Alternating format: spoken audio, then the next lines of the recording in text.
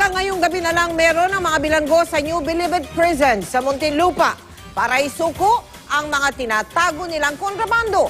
Bukod sa droga at mga patalim, meron ring mga appliances gaya ng flat screen TV at home theater. Nakatutok si John Consulta.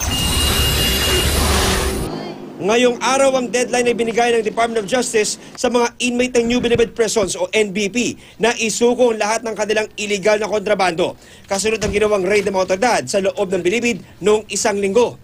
Kaya ang 8 drop box na ito, naghihintay pa rin sa mga ilalagay ng mga inmate. Ayon sa NBP, may mga nag-iiwan daw ng mga patalim at ipinagbabawal na gamot sa loob ng simbahan sa Bilibid. Iniiwan ng appliances tulad ng flat screen TV, DVD player, home theater at iba pa. Hindi naman madidisturb o hindi madidisturb ka kasi may lock yan and at the same time nakasil yan para malaman kung yung susi ay nabuksan ay iangat itong mga inmates.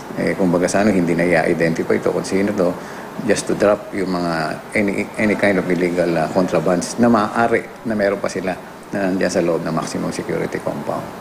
Pero ang tanong pa rin, bakit daw di na isasama sa mga nililipat na inmate si JB Sebastian sa piitan sa NBI o National Bureau of Investigation?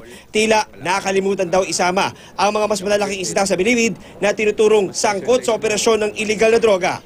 Sa litrato at dokumentong ito na nakuha ng GMA News, July ng taong ito nang ilatag ang mapang ito na nagdetalye sa mga target ng malawakang operasyon ng DOJ, NBI, PIDEA at PNP Special Action Force.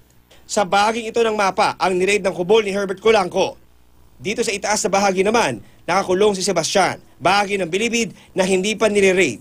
Sa may timog na bahagi namang ito, ang kubol ng mga convicted drug lord kasama si Peter Co. Pagunahing tinukoy ng target ng raid ang mga kubol ng mga drug lord sa Bilibid at mga hinihinalang pinagtataguan ng baril, droga at iba pang kontrabando. Sa kabila ng paghihigpit sa Bilibid, tuloy ang Pasko sa loob. Dumalaw ang mga kaanak ng ilang preso para makasama ang kanilang mga mahal sa buhay ngayong Pasko. John Consulta, nakatutok, 24 oras.